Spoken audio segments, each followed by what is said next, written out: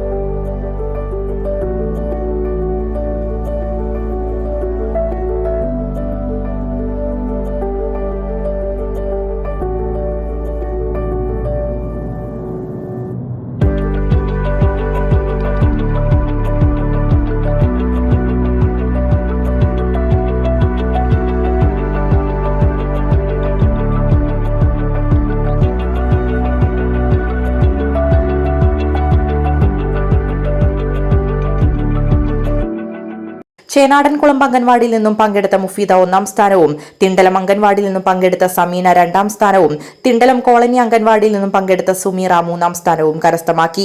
പങ്കെടുത്ത മുഴുവൻ പേർക്കും പ്രോത്സാഹന സമ്മാനം നൽകി. ക്ഷേമകാര്യ standing committee chairman Jafar Puthukkudi പരിപാടിക്ക് ആശംസ പറഞ്ഞു. മെമ്പർമാരായ ജൌഹറ കരീം, നൌഷാദ് മണി, IUPT, വസന്ത KP, സൗമ്യ എന്നിവരും പരിപാടിയിൽ പങ്കെടുത്തു. ICDS സൂപ്പർവൈസർ അമ്പിളി പരിപാടിക്ക് നന്ദി പറഞ്ഞു. News desk D4 news. Delhi International School, where every learner is a leader.